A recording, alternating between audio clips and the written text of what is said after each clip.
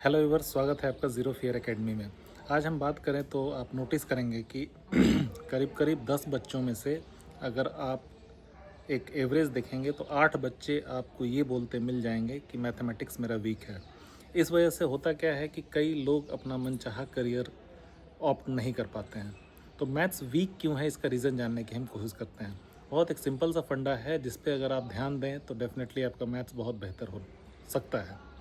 देखिए, हमारे बच्चे क्या करते हैं कि जैसे ही एक पर्टिकुलर क्लास में पढ़ाई करते हैं, नेक्स्ट क्लास में जाते ही पुराने चैप्टर्स को पूरी तरह से भूल जाते हैं।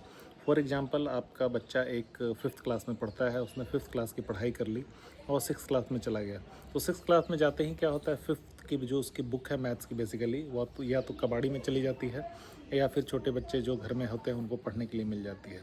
अब मैथमेटिक्स एक ऐसा सब्जेक्ट है ना कि जो एक सीक्वेंस में होता है। ठीक है, अगर फिफ्थ के कॉन्सेप्ट आपको नहीं क्लियर हैं तो सेवन्थ में फिर आपको दिक्कतें आएंगी, नाइन्थ में फिर आपको दिक्कतें आएंगी।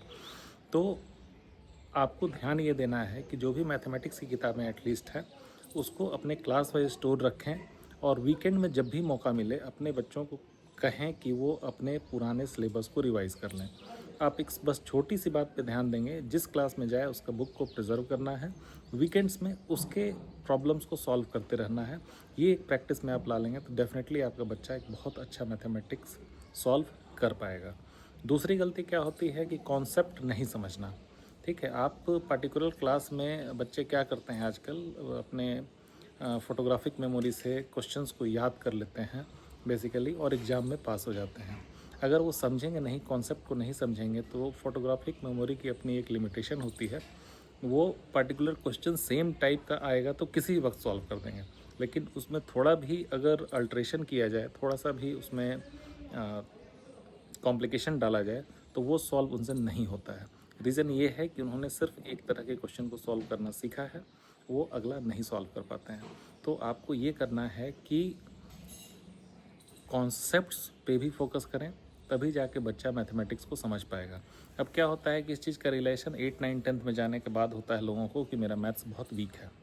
रीज़न ये है कि 3, 5, 7, 9 सब का जो पुराना सिलेबस है आपके दिमाग से निकल गया।